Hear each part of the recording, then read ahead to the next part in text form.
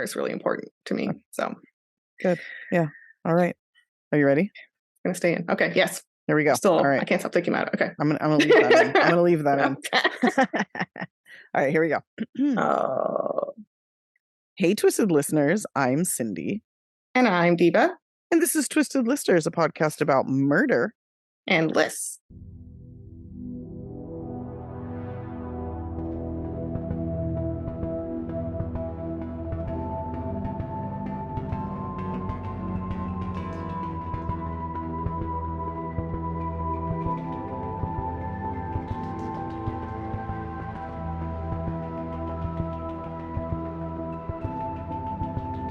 And this is part 2 of Dismemberments. Yes. And I chose this because we had a listener write in and ask for us to cover something that was a dismemberment. And I thought, we haven't done this yet, which is real weird.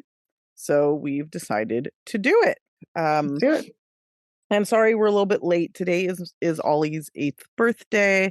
I'm like co-team mom for his travel team, which is like super crazy high commitment. So team mom. Wow. Yeah. And I had the worst fucking migraine yesterday. I was like confused. I couldn't like pay attention. I couldn't see. It was so weird. Bad. All of that is to say I'm the reason. As the Taylor Swift song, I'm the problem. It's me.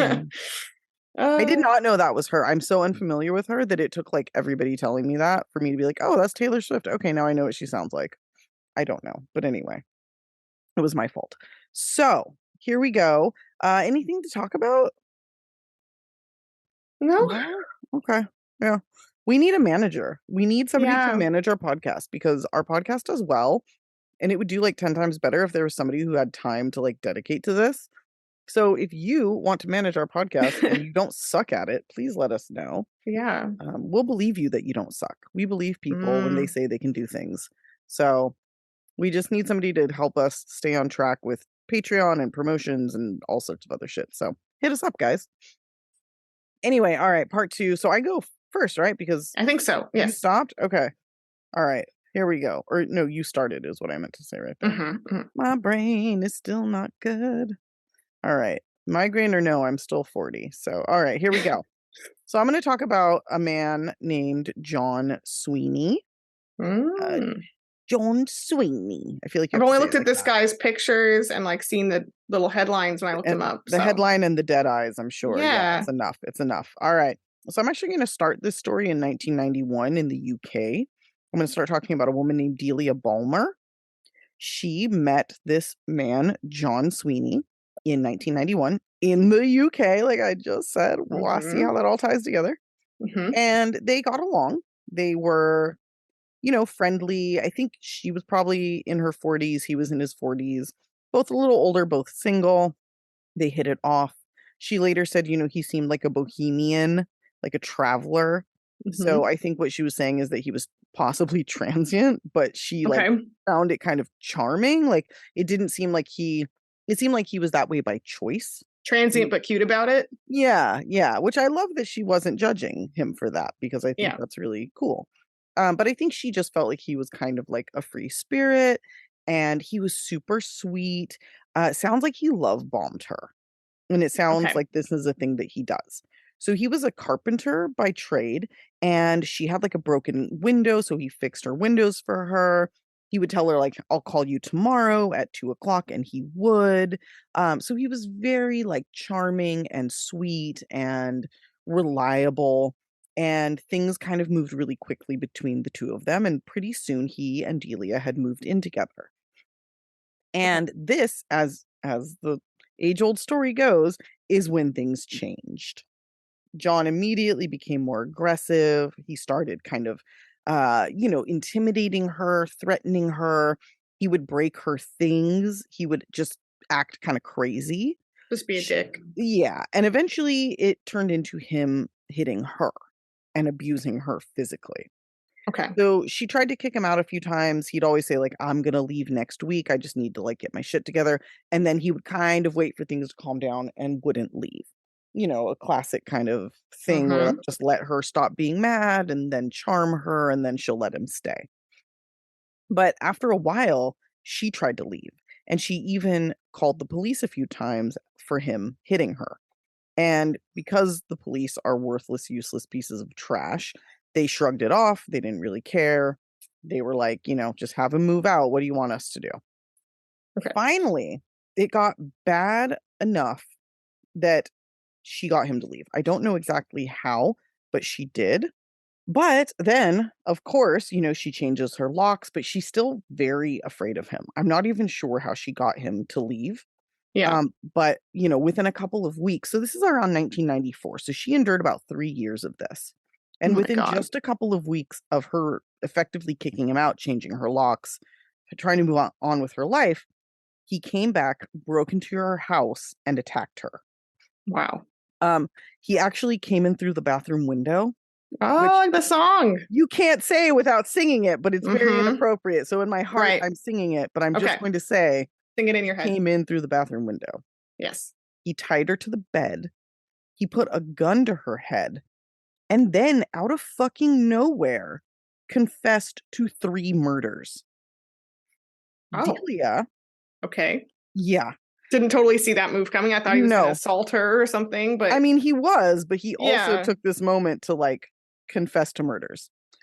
So Delia had known that he had an American girlfriend previously named Melissa. They had broken up just before John and Delia met. So, they talked about her briefly. And I don't know if she knew that Melissa had gone missing or if she knew anything about it. But during this attack, John told her that he had caught Melissa in bed with 2 German men and he had killed them all.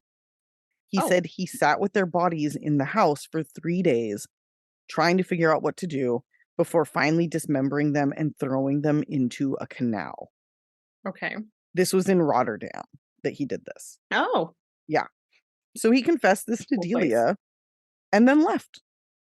And Delia immediately called the police, went to them with this information, and he was arrested for, breaking into her house and assaulting her. But they didn't really take the murder thing seriously. They thought like, oh, he's probably just trying to scare you. So not only did they not look into that at all, but he was given bail after attacking her. And he has like a history years long of like escalating violent So behavior bad. against her. Yeah. Oh my God. So Delia begs them, like, please don't let him out on bail. I need someone to protect me. He's going to find me. He's going to, retaliate.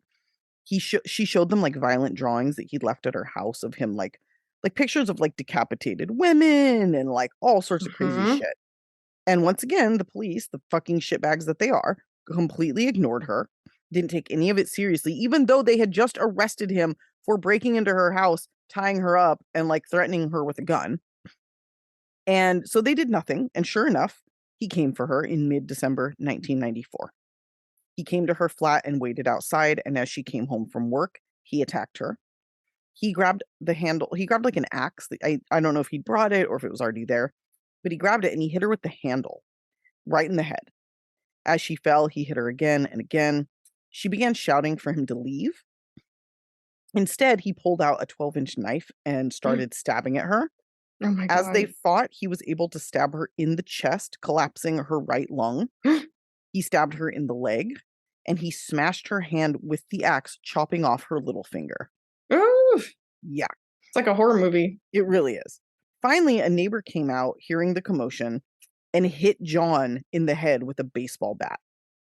John took off, and the police came, and again, did jack shit.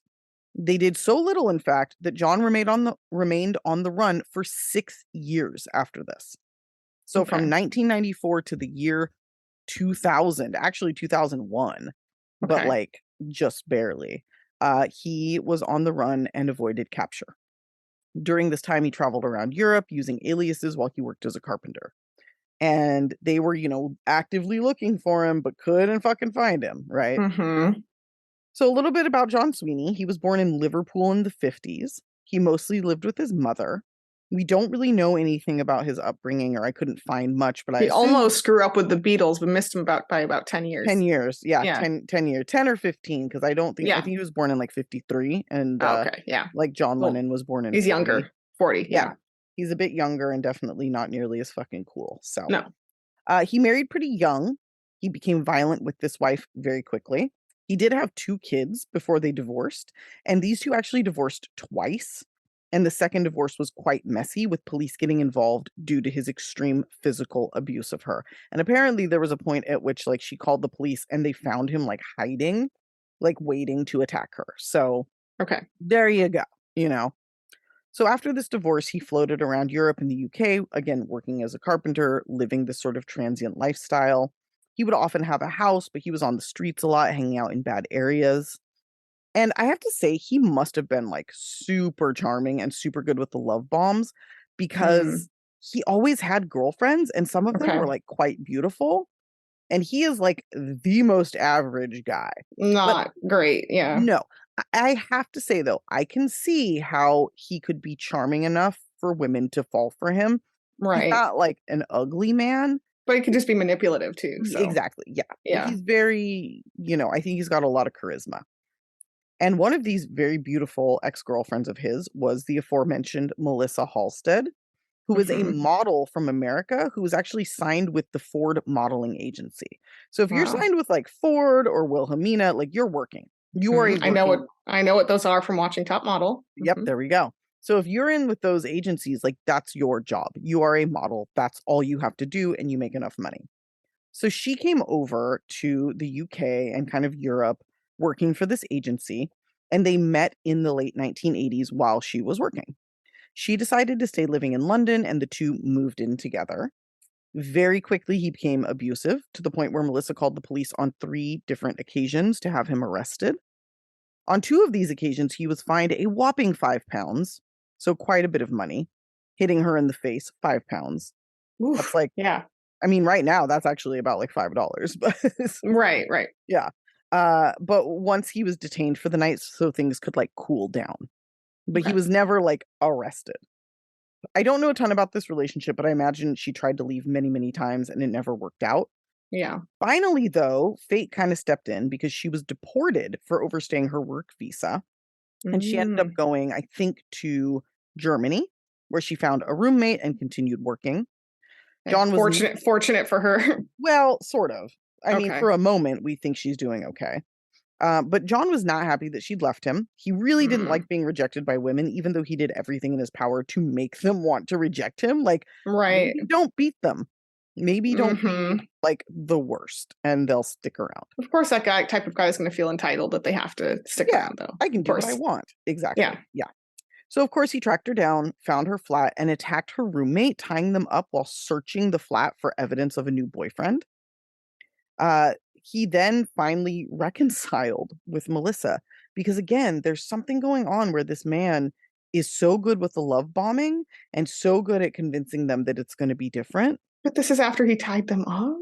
The roommate, yeah. Oh I God. don't know. I don't know. Ugh. So they reconciled, and then in Rotterdam in 1990, Melissa disappeared without a trace. So they get back together, and then all of a sudden she disappears. Mm. Also in 1990, a body was found in the Westersingle Canal in Rotterdam, cut into Hmm. pieces and missing its head, hands, and feet. Oh, I like the Dutch connection here too. Yep. Yeah. So this body wasn't identified for 18 years, but I think we can all guess who that is. Yeah. Anyway, from here, he met Delia in 1991. And once on the run for her attempted murder, he continued his abusive, murderous ways for another 6 years before being caught in 2001 at a job site in London where he was working as a carpenter. Okay. And he was caught simply because a cop happened to recognize him.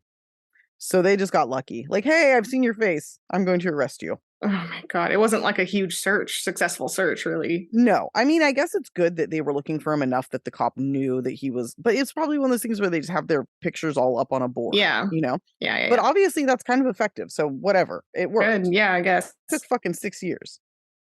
However, during these years, John got into a lot of bad stuff, including murdering at least one other woman, but I think more Okay. than that.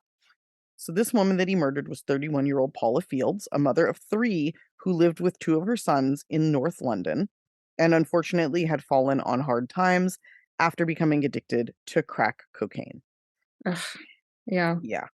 She was a victim of the sex trade, and it's believed that's how she met John. Now, Okay. this obviously is going to work super well for John because he likes having control over a woman. And obviously, with her addiction issues and whatever else, she's the perfect person to control. So these two end up living together, and a neighbor remembers that it was super violent and horrible. And she was last seen just before John was arrested in December 2000. And their neighbor reported that the night that she went missing, they heard a woman screaming, "No, no, no," over and over. From here, Okay.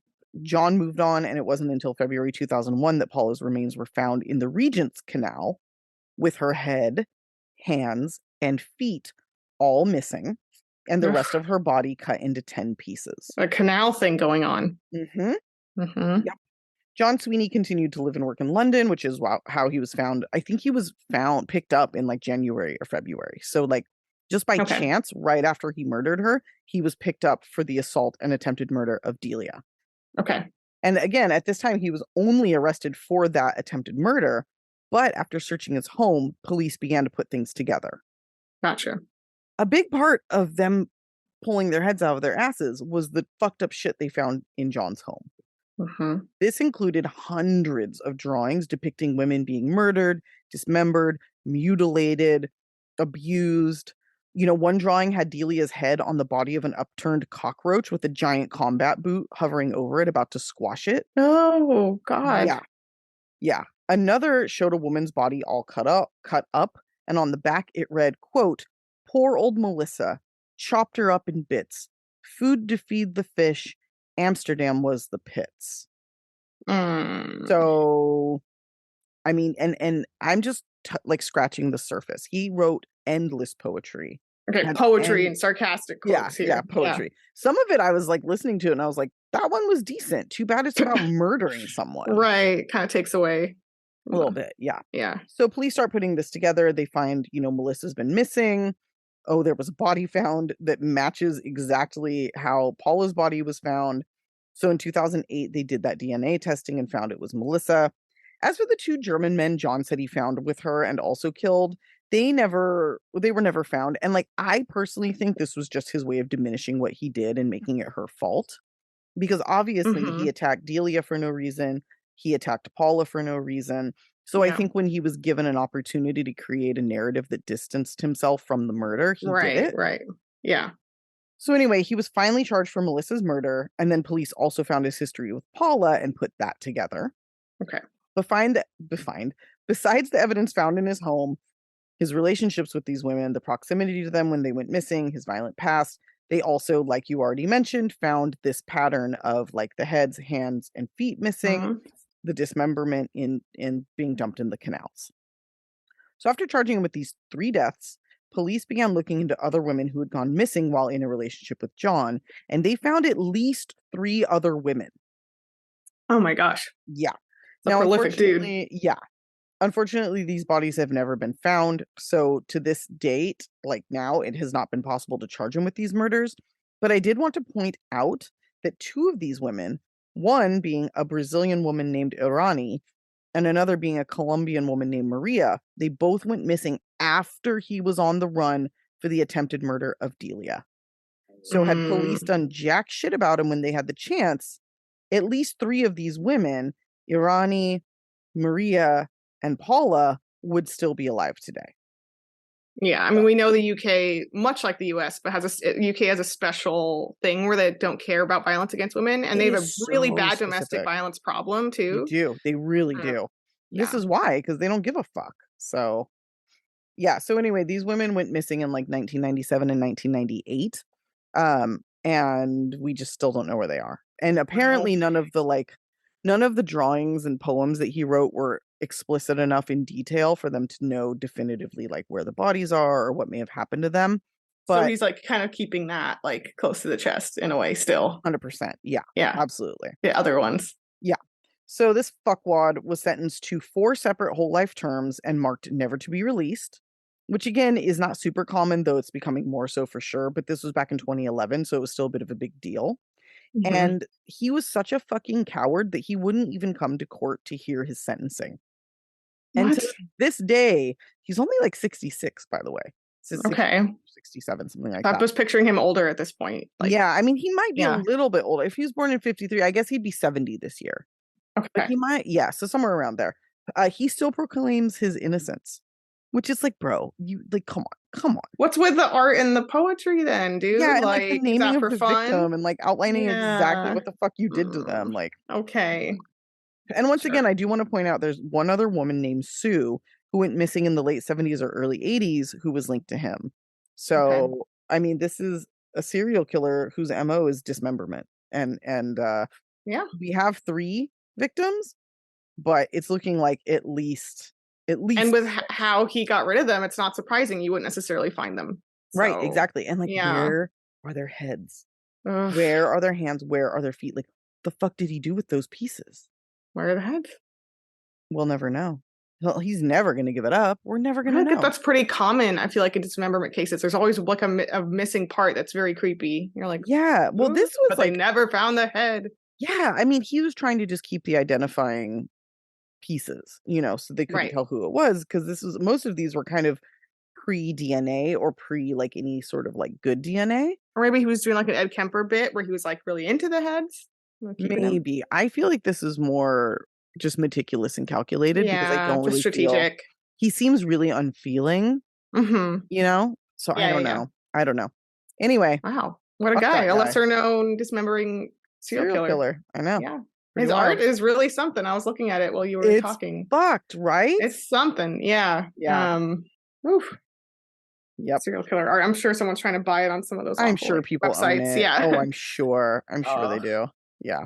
Don't be that person. Just look at it online. You don't have to give them money. Yeah, exactly. Exactly. Yeah. Like, you can just look on Google and be fine. Anyway, yeah, there it is. What's yours? You know what mine is. Wait, I totally fucked up. I didn't mention his oh no. His nickname. Oh my god. Oh, Scalp Hunter. Scalp Hunter. Oh my god, I'm the worst. So on one of his poems or one of the pieces of artwork, he had written Scalp Hunter on it. Mm-hmm. And that's how he got his nickname, the Scalp Hunter. He gave it to himself. God. He gave it to himself. But it stuck. It fucking stuck. I mean, it's better than BTK, who also gave himself that nickname. So yeah, exactly. Fuck that guy. Anyway, okay. We also don't know that he scalped anyone, so it's kind of bullshit. That's why it was easy to forget. Although I'm gonna say the heads are missing. He called himself the Scalp Hunter. I feel like he probably did some shit. Okay, I apologize. Go ahead. I just was like, I can't believe I forgot to say that. I wrote it at the top of the fucking page. God damn it. Okay. Scalp Hunter. Well, speaking of fun nicknames, I'm going to talk about the Mad Butcher of Kingsbury Run, which is a great nickname. Yeah, and you didn't forget to say it. Right up top, yeah. Also, this is also referred to as the Cleveland torso murders, and I told Cindy this has been on like 16 of our like lists of possible cases to do, and it never makes the cut. So I'm very happy to finally do it. It could not be more fitting for this list, because this is like the case with the like more dismemberment than you can shake a stick at. Like so much. Like I'm just going to be listing body parts for 90% of this. I love how that. They were cut up. So, and I love that you didn't make it gross by saying like shake a limb at. So I just did that shake for a you. stick at. Shake a limb at. Yeah. Shake a limb. Okay. So we're going to Cleveland. Obviously, this all happened between 1934 and 1938. So we're getting old timey, which I like sometimes. This is the Great Depression. Yay! If you remember, 2008 is similar to that. Yeah. So it was all over the country. Obviously, shit is rough, but shit is especially rough in Cleveland, in particular, and especially in the neighborhood of Kingsbury Run, which is at the time especially known for really bad living conditions. They call it a quote unquote hobo jungle or shanty town. So you can picture what that looks like. Yeah, not good. Not good. No. The Run, as it's called, is like this riverbed area between Woodland and Broadway Avenues. And like I said, it's full of just makeshift camps. It's got brothels. People are gambling. There's kind of like makeshift bars and flop houses. Lots of flopping. People are doing a lot of flopping every which way. So the setting of this makes it even more spooky, like in the pictures, because it's like, I don't know, it's very dilapidated. It's very like things are falling apart. That kind of adds something to it. It's very spooky. It makes it more like cinematic in a way, weirdly. Yeah, it's like shacks in mud. So that's where we are. So September 1934, the first victim is found were washed up on Lake Erie, which is where Cleveland is. I'd look at a map of Cleveland because I'm very unfamiliar with this entire region. I was like, okay, I'll look at this map. Lake Erie. Okay. So this body would not be affiliated with the full series of murders until later, but what they find is a decomposing female torso with the thighs attached and just the lower legs amputated and decapitated, and then also the heads removed. Okay. This torso had been treated with a chemical preservative that made the skin red, tough, and leathery. Ugh. Yeah, it's gross. 1 year later, in September 1935, the body of a man was discovered in the Run. He was identified through fingerprints as 28-year-old Edward Andrassy. Okay. He had been decapitated and emasculated. Oh, lordy. Okay. Meaning his penis was cut off. Yep. You're like, in case you didn't that know, means his penis was cut off. In case you didn't know that vocab term, now you know. So he was nude. The body had been cleaned and was drained of blood. Okay. So Black Dahlia a little bit moment. His wrists also had rope burns. Oh. Interesting to think about. Horrifyingly, the cause of death for both of these first victims was found to be decapitation itself. So they were both alive when someone began to cut off their head. Oh, fuck. Yes. That's so gnarly. Yes. It's kind of unusual and really intense. Oh, God. Yeah. It's so, like if you actually sit with that knowledge, yeah, it'll fuck you up. Yeah, and you wonder, like, was it like a medieval beheading, like one swoop, or was it kind of like a saw, like a slow moment, of kind of, yeah. So these two bodies were dumped. The second one was never identified. It also had been treated with the same chemical, so it was also red and leathery. Oh, okay. Clearly related. The second body's never identified, and the vast majority of these victims, even if I don't say it, they're not going to be identified, which is really weird and sad, and a kind of a testament to the way that these folks were living too, as like this killer is clearly targeting transients and people who don't have a lot of family connections at this time. So so these two bodies were right out in the open. Oh, sorry. Boop, boop, boop, boop. I'm going too fast. Okay. So while investigators are at the Andrassy crime scene, they stumble on literally another identical torso of a man that had also been decapitated and treated with the chemical. So they're literally like, oh, this happens a lot in this case. They're looking at one crime scene and they're like, oh, look, there's another torso, just like right there. Are they putting this together? Not yet. Wow. Okay. Yeah. So they're out in the open, this spot where they're found, and they had to be carried to this spot. They could not have been dumped like from a car or something. Okay. So it's kind of curious. It had been found in the autopsies that one of these men had been dead for over a week and the other for only a few days. Ooh. Yeah. So that one was being held with the other one? The body, maybe. Yeah, maybe, possibly.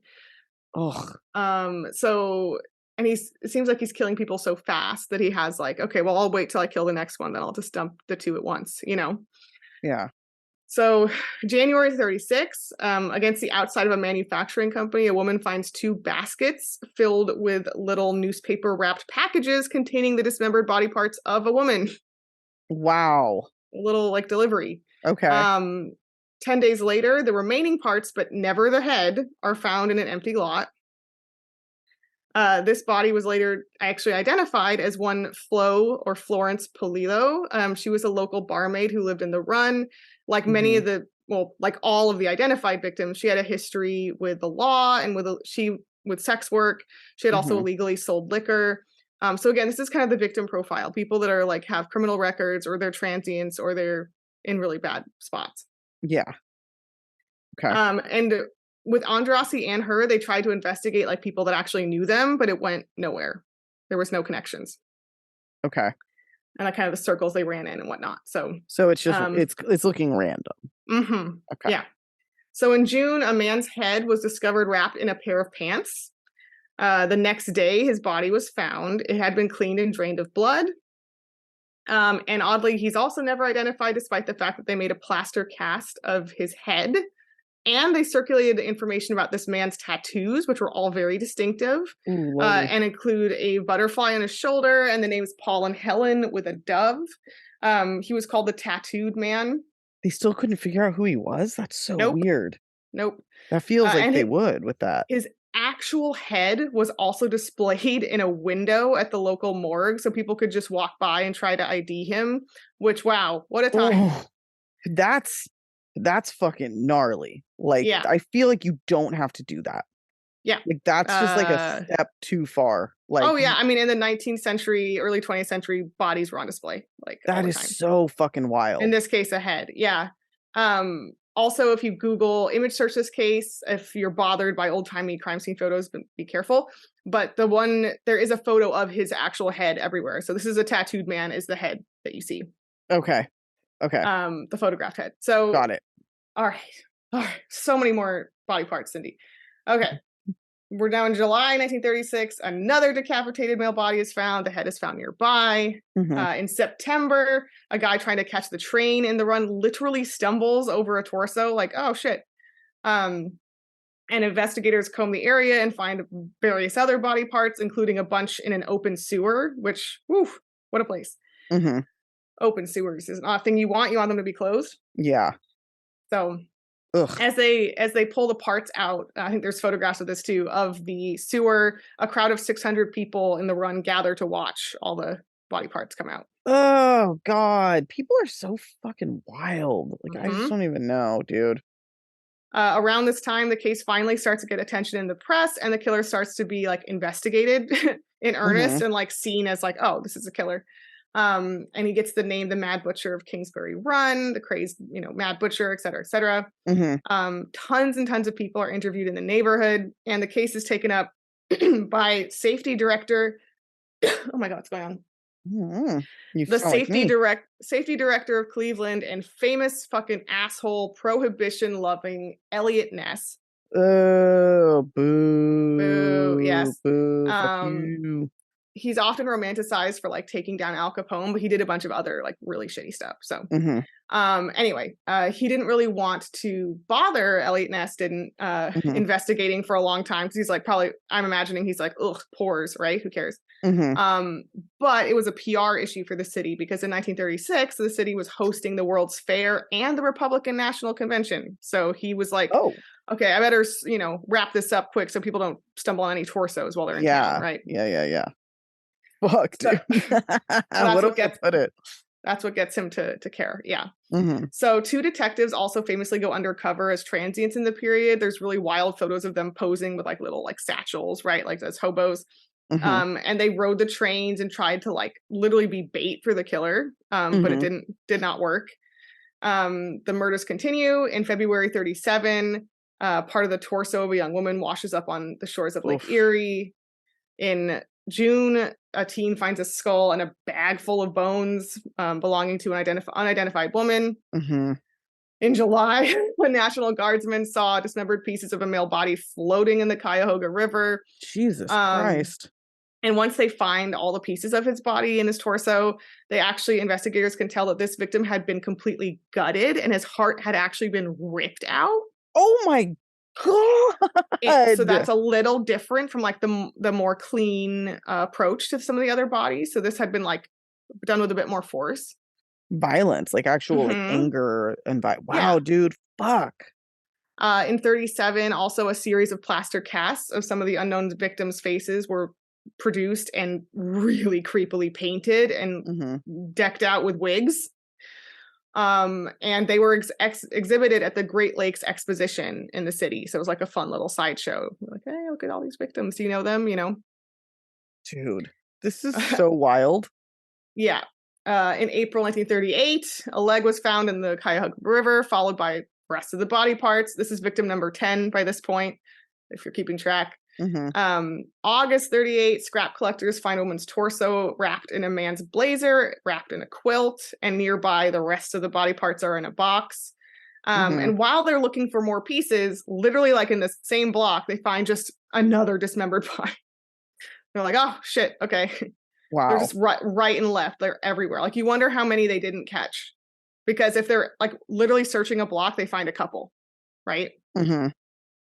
And these two bodies were both within sight of Elliot Ness's office. His office window. So it's kind of a little fuck Oh, you, right? yeah, that's on purpose. Mm-hmm. Dude. So shortly after these bodies are found, the really cool and not at all supervillain guy, Elliot Ness, gathers up a bunch of cops and brutally raids all of the homeless encampments of Kingsbury Run and burns down everyone's shacks. Because that's definitely who has the means and ability to do this. Like, what the fuck kind of he's just like, dumbass? I don't know, like he's harassing people, he's rounding up people for no reason. I don't know. Yeah. I think he's thinking that maybe this will impede the killer, but it's like, no. Yeah. You're preying on these people and so is he. It's fine. Yeah. Like you're not, nothing you're doing is incompatible with his goals. Right. It's really stupid. And just an excuse really to fucking harass the poor, which we see happen in LA all the time. Constantly. How many raids are there, right? Yeah. There was one right where I live recently. It was really upsetting. Oh my God. So the public at the time generally agrees with us now in thinking this was a horrible, pointless thing to do, and in no way helpful for stopping the murders, which, spoiler alert, it wasn't. They kept happening after that. So in July 1939, there is one development when 52-year-old Frank Dolezal is arrested for the murder of Flo Polillo. Okay. One of those identified victims. One of the first ones, right? Yeah, he had lived with her for a while, but don't get too excited because there doesn't seem to be a ton of reason to think he was the killer or even her killer, because he gave a very questionable confession, which could not be more of a textbook like forced confession. Right. He had obviously been coached and fed specific details, but his confession didn't all add up in the end. He was also shortly after his arrest found hanging in his jail cell mysteriously. Oh, weird. And he weirdly had a bunch of broken ribs. Oh, that's so strange. Did he just like break his own ribs? Yeah. Something about that sounds like fucking bullshit. But also like did they think they were going to do this and then it would just stop? Like, is that what they were hoping for? Like, what exactly did they think was going to be the end result of like finding a patsy? You know what I mean? Yeah, I mean, no one believed this then or now or ever. Okay. Not even for her, let alone for the rest. So, spoiler alert: this is unsolved. This person is absolutely dead. They absolutely got away with it. However, here are some suspects, and they're really not great suspects. So, or there's really only one, and he's not great. So, I actually don't think there is a clear suspect. Okay.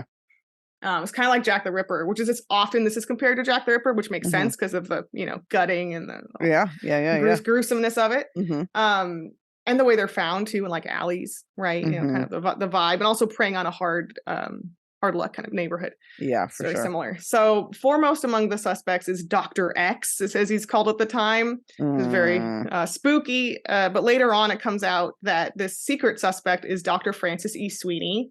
Okay. He was a troubled, quote unquote, surgeon who lived very close to the run, but he was not part of that community, but it was like adjacent. I wonder if he was related to John Sweeney. Probably not. Oh yeah, two Sweeneys here today. Yeah, but two Sweeneys. Yep. So he was an alcoholic. He was later on diagnosed as a schizophrenic, so he's got some issues. Probably the most compelling reason that he's cited as a suspect is that he was accused by a transient from the run named Emil Fronek in 1934 of drugging him and attacking him. Okay. So like a mid-attack potentially in progress, right? And it makes sense that he might drug these people. Right. So, and the victim profile fits. This guy escapes. He tells the story. It does kind of like, right, sound bad. Yeah. So he was apparently really investigated by Mr. Elliot Ness and team. Besides being a surgeon, which looks bad because the dismemberments, I didn't really say this, but they were all very skillful. They were like medical. Professional level, like Jack the Ripper style dismemberments. Other than that one like heart ripping moment, it was all very clean. Okay. So other than being a surgeon, there's also the fact, circumstantial, coincidental, who knows, but the fact that when Dr. Sweeney admitted himself to a mental asylum is exactly when the murder stopped. So why don't you think he's a good? I mean, I'll get to it in a second here. Okay. But Sweeney admitted himself to, like I said, to mental asylum. He ultimately died in 1964, so I think he was there most of his life. Okay. There's sort of a legend around Dr. X that Ness always thought it was him. He secretly interrogated him at great length, but never got a confession, like never broke him, you know. And reportedly, this is kind of like a myth or rumor, but it could be true. Reportedly, Dr. Sweeney also reportedly taunted Ness for the rest of his life, sending him letters and cards and sort of being like, haha, neener, you never caught me. Like from the mental facility. Yeah. Wow. So it does sound kind of bad circumstantially, but there's no physical evidence. Okay. And to me, this kind of just feels like closing your eyes and picking any random surgeon. And he did attack that guy, so that is like, that's the only thing to me that that's makes sort it of less indicative. random, and also the like it stopping when he checked. Like those two things are pretty solid. It's possible. We've definitely seen cases where there's been more circumstantial evidence against somebody and they ended up not being the person. So I'm not going to sit here and be like, well, but at the same time, like, I don't know. It's enough to like keep him under consideration. For sure. He's not eliminated, but I'm not like super compelled. Okay. It's like how many rich fancy surgeons might have attacked someone? Probably like 20. You know, I mean, we've got Black Dahlia, right? Like, no, exactly. In Black Dahlia, you have like 15 surgeons that were like rapists, and you're like, oh, okay. Yeah, like, could have been any of them. Yeah. Okay. So besides Dr. Sweeney, there's really no other like super major suspects. That's fucking it. In 2014, an English professor named James Badal published a book detailing his sort of independent research on the case, and he's team Dr. Sweeney. He is. Okay. Yes. And he reportedly has like new information about it, but I didn't really, in the one interview I read, I haven't read the book, but in the one interview I read, I didn't really see anything super amazing, but I have to reserve my judgment. And there was no DNA? Like there's nothing that they still have that they can test or check? I don't know if there's something like left over they could test like with Jack the Ripper, but no, I don't know, but I haven't seen anything about that.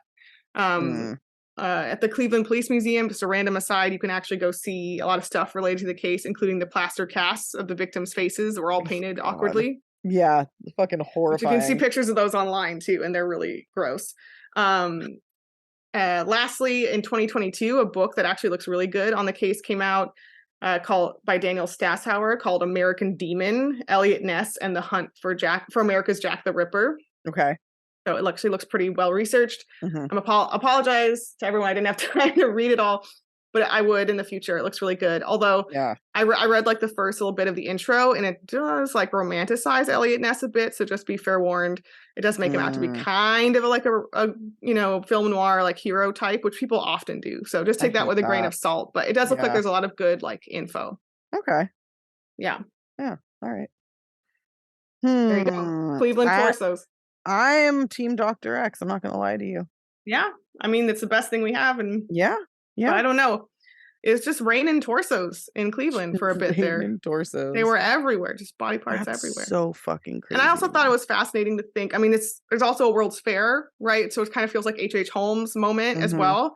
Yeah. And I don't know, with both cases, I'm fascinated by this total juxtaposition of the wealthy at the World's Fair and then like just literally super close in this neighborhood that is adjacent. Yeah. There's like a shanty town full of torsos. Yeah. And it's just like these two things are just existing at the same time and not intersecting like at all, really. And just like now, but like especially in the Great Depression, you have this wealth inequality that's so jarring, so sharp. And the rich are like, just like, let me look at this fucking stand about, also the World's Fair at that time was super fucking racist. They had human zoos God, of like black people in like monkey cages. So it's a wild time. It's a wild time. It really was. Fucking hell. Wow. All right. We're done. We did dismemberments. We've got torsos everywhere, missing heads. Fucking crazy. What are we doing next week? So I'm excited. I already started work on it. I'm ahead of the game. And I want to do a sequel, which we don't do enough because we have a lot of like really good topics that we had like very rich populated lists. Yeah. And I want to do Houses of Horrors, which we did last year, but again, the sequel. All right. I'm going to do Ariel Castro. Spoiler alert. I want to do it. I know. I'm just telling everybody now to entice them to come back. I mean, hey, Cleveland, right? Connection. Yep. There's a transition there. And it's also like, one of the number one things you get when you Google House of Horrors. Yeah, because I mean, So, come the fuck on. yeah. Just the way that, if you guys don't know, just come back. Most true crimers know, but like, just the way it starts is like one of my like living nightmares. Like I can't. And my first one is a great like pairing with that, and it's okay. It's very, very, very disturbing. So this will definitely be like a gold star, as they say on Last Pod. This will be like a advanced level content. Oof. Yeah. I feel like we've been doing some heavier hitting shit lately, so hopefully everybody's hanging tough. Yeah. And you know what? There might also even be dismemberment. There might be a little overlap. Yeah, always with the crossovers. We do love a good crossover. So can't be a good House of Horrors without like body parts. Some horrific shit. You need horrific shit. Otherwise it's just a fucking lie. So yeah. All right. Well, thanks everybody for listening. We love you. We appreciate you. I don't know. Follow us on Patreon, Instagram, TikTok, all those places. Find our website, buy some stickers, live your life. We love you. And until the next week. Hey. Off our list. Bye.